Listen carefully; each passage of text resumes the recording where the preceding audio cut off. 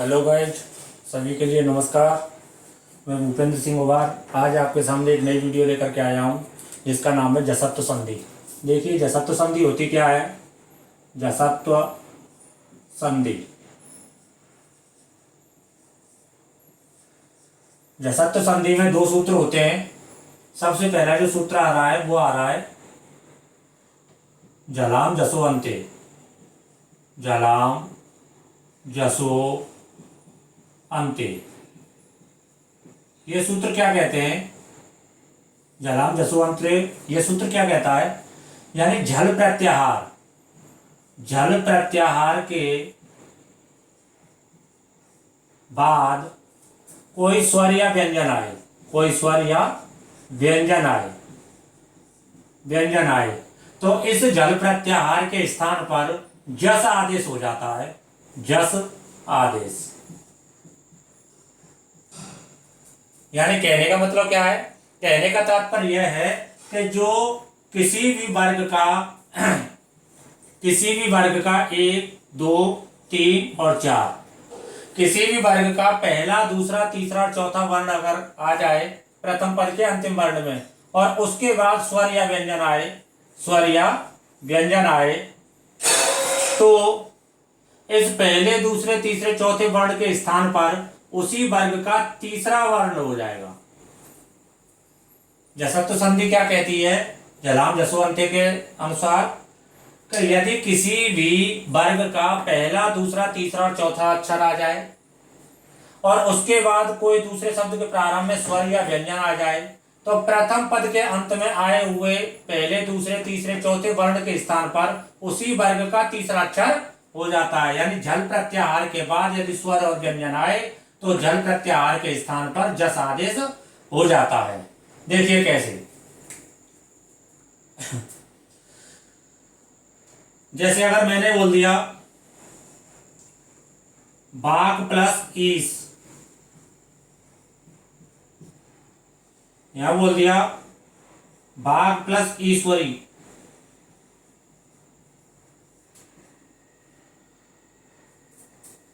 यहां बोल दिया जगत प्लस ईश, यहां पे बोल दिया कब प्लस ज,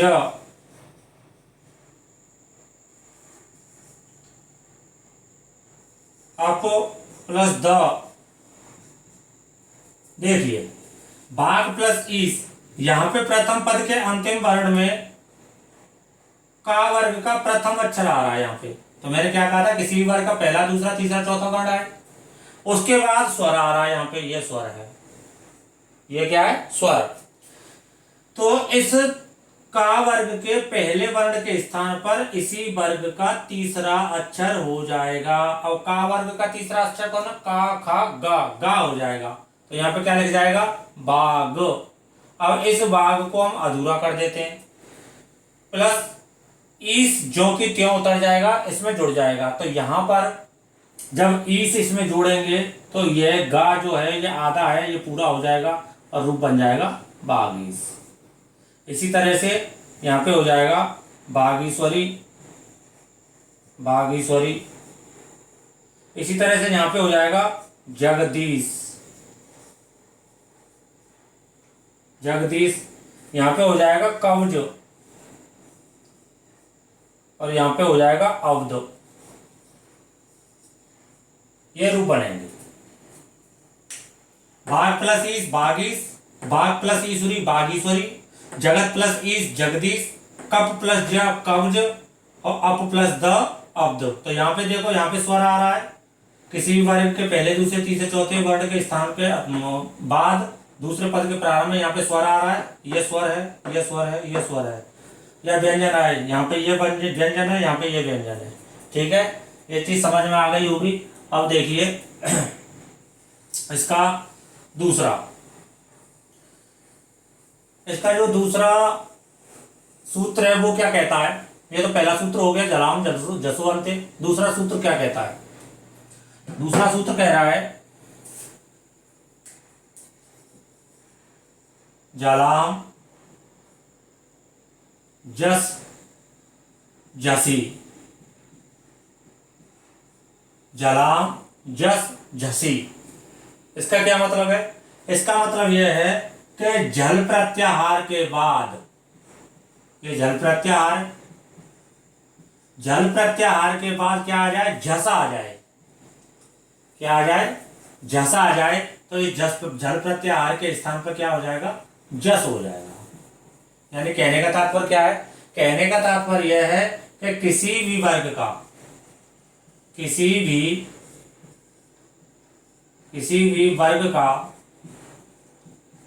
1 2 3 4 वर्ण आ जाए, यही तो है जल प्रत्याहार। इसके बाद जस, यानी वर्ग का चौथा वर्ण, चौथा वर्ण।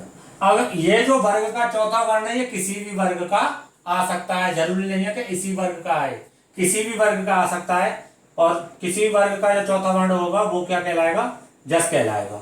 अगर ऐसी कंडीशन बन रही हो तो वहां पर प्रथम पद के अंत में आए हुए जो ये वर्ग का पहला, दूसरा, तीसरा, चौथा वर्ण है, इनके स्थान पर जस हो जाएगा, यानी कि उसी वर्ग का तीसरा अक्षर हो जाएगा। वहां पे तो दूसरे पद के प्रारंभ में स्वर और व्यंजन आ रहे थे, यहाँ पे स्वर और व्यंजन नहीं आ रहे, यहाँ पे वर्ग का चौथा वर्ण आ रहा है, वर्ग का चौथा वर्ण, यानी यहाँ पे व्यंजन ही व्यंजन आएगा, स्वर नहीं आएगा। इसका एक देसी फॉर्मूला है 44, ऐसे कर लो 44/34, 44/34, 44/34। यानी जब हम संधि विच्छेद करेंगे, क्या करेंगे? संधि विच्छेद। जब हम संधि विच्छेद करेंगे तो आना चाहिए 44, 44। और जब हम एक शब्द बनाएंगे, एक शब्द, तो वहां पे होना चाहिए 34। देखिए कैसे, अगर मैं यहां पे ये कह दूं उपलब्ध प्लस धी, अब देखिए प्रथम पद के अंतिम वर्ण में क्या है? ये किसी भी वर्ग का चौथा अक्षर है कि नहीं है? अंतिम वर्ण में किसी भी वर्ग का पहला, दूसरा, तीसरा, चौथा वर्ण आना चाहिए, लेकिन यहाँ पे ज्यादातर चौथा ही आएगा, 99% चौथा ही होगा। तो ये जो भा है, ये कौन से वर्ग का है? ये है पा वर्ग का, पा वर्ग का ये पा वर्ग का कौन सा है? चौथा। अब यहाँ पे जो ये धा है, धा, ता था, द, धा, ये जो धा है, ये धा धनुष किस कौन सा अक्षर है? चौथा अक्षर है, ता वर्ग का। ये पा वर्ग का चौथा, ये ता वर्ग का। अब यहाँ पे ये देखना, इन दोनों को जो जोड़ देंगे तो क्या रूप बनेगा? 44। यानी कि संधि विच्छेद जब हम करेंगे तो संधि विच्छेद में कौन सा देसी ट्रिक निकल के आएगा? 44। इस देसी ट्रिक को याद रखना, जैसा तो संधि में, इस सूत्र में, जलाम, जस, जसी में। तो जब इन दोनों को जोड़ेंगे तो रूप बनेगा उपोल। यहां तक तो ठीक है। अब जो यहाँ पे वर्ग का पहला, दूसरा, तीसरा, चौथा वर्ण था, तो यहाँ पे चौथा वर्ण है, ये चौथा वर्ण उसी वर्ग का कौन सा हो जाएगा? तीसरा हो जाएगा। अब ये पावर का है, तो पावर का तीसरा कौन सा है? पावर का तीसरा पा, फा और बा। अब ये तीसरा वर्ण ये आ गया बा, तो यहाँ पे भा की जगह क्या आ जाएगा? बा। अब ये बा कैसा है? आधा। जब इस बा में ये इस धी को जोड़ देंगे तो रूप क्या बन जाएगा? उपलब्धि। और ये बा क्या हो जाएगा? आधा हो जाएगा, और रूप बनेगा उपलब्धि। समझ में आ गया होगा। इसी तरह से आगे और बताता हूं, देखिए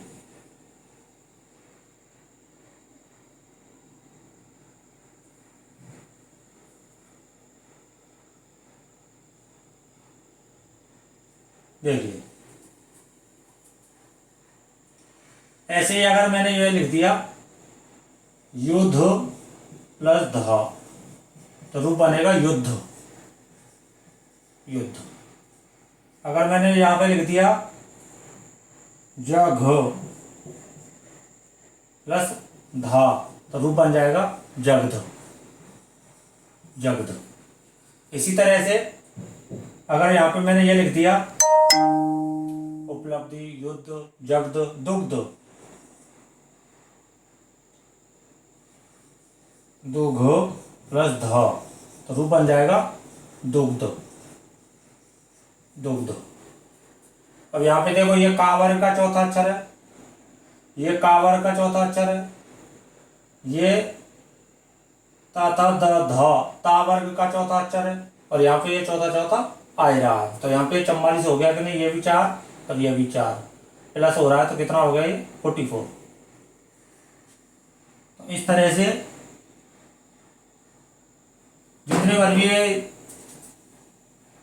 उदाहरण आते हैं, जैसे उपलब्धि, युद्ध, जग्द, दुग्ध, जितने वर्गीय आते हैं ये सभी के सभी क्या हैं, जसत्व संधि के ही उदाहरण है। और इन जसत्व संधियों में कौन सा सूत्र लग रहा है, जलाम जस जसी। तो यहां पर आपकी ये जसत्व संधि समाप्त हुई। अब आगे चलते हैं।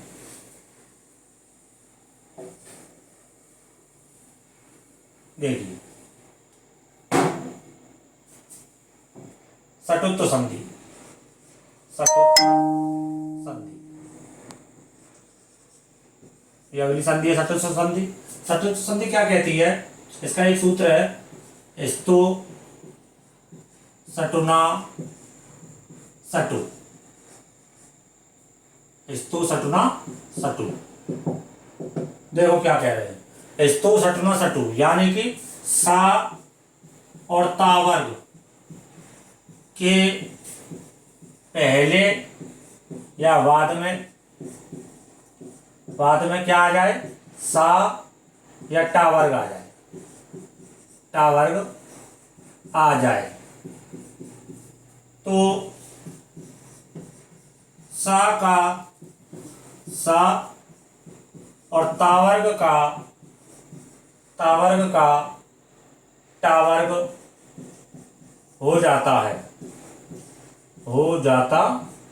है। यानी कहने का तात्पर्य क्या है, सा और तावर्ग के पहले या बाद में सा और टावर्ग आ जाए तो सा का तो सा हो जाएगा, टावर्ग का टावर्ग हो जाएगा। देखिए कैसे, यानी सा और तावर्ग ये अगर हो और इसके बाद क्या आ जाए, इसके पहले आ जाए या इसके बाद आ जाए, क्या आ जाए, सा आ जाए और टावर्ग आ जाए, ये कंडीशन हो तो इस सा के स्थान पर तो सा हो जाएगा, यानी ये दंत सकार है, ये मूर्धन्य सकार हो जाएगा। ये कौन सा है, दंत सकार, दंत सकार। तो ये कौन सा है, ये है मूर्धन्य सकार, मूर्धन्य सकार, मूर्धन्य सकार। इस तावर्ग के स्थान पर क्या हो जाएगा, टावर्ग हो जाएगा, टावर्ग। तो इसके उदाहरण देखिए, अब ये चीज समझ में आ गई होगी। इसके उदाहरण देखिए, जैसे अगर मैं ये लिख दूं रामस्टिकते,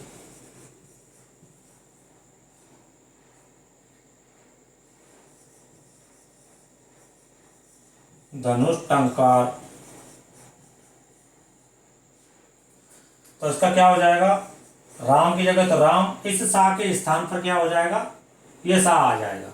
इस सा के स्थान पर ये जो सा है, ये इस सा के स्थान पर ये सा आ जाएगा, तो रूप बन जाएगा रामस, और टीकते ज्यों की त्यों जुड़ जाएगा, रामस टीकते।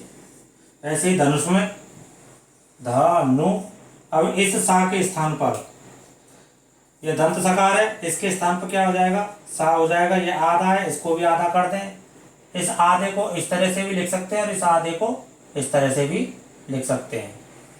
ये आधा हो गया, टंकार ज्यों की त्यों जुड़ गया, रूप बन गया धनुष टंकार। इसके अलावा रामष्टिक थे धनुष टंकार, पेश प्लस ता, रूप बन जाएगा पेष्टा, क्योंकि यहां पे ता वर्ग आ रहा है। अब यहां पे देखिए,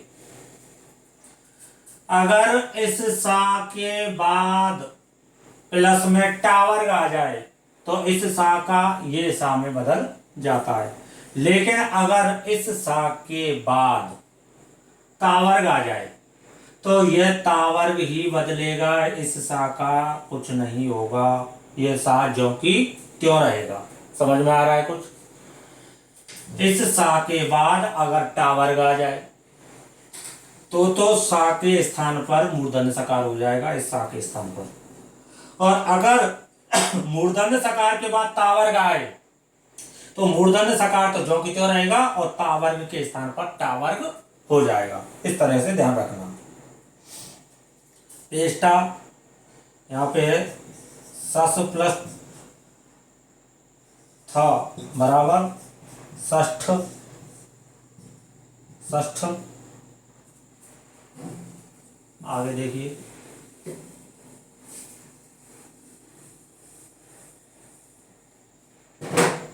पेश प्लस था पेष्टा, सस प्लस था षष्ठ,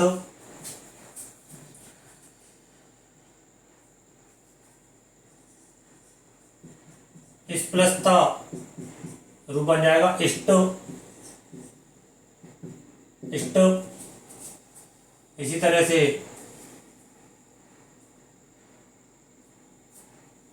पेश प्लस था पेष्टा, सस प्लस था षष्ठ, इस प्लस था इष्ट। तो इस तरह से ये जो उदाहरण है, इन उदाहरणों को अच्छी तरीका से याद रख लेना। और कोई भी अगर कंफ्यूजन आए तो कृपया कमेंट करके जरूर बताना। अगर वीडियो पसंद आ रही हो तो चैनल को सब्सक्राइब करना। चैनल का नाम है संस्कृत गुरुवेद भूपेंद्र सर।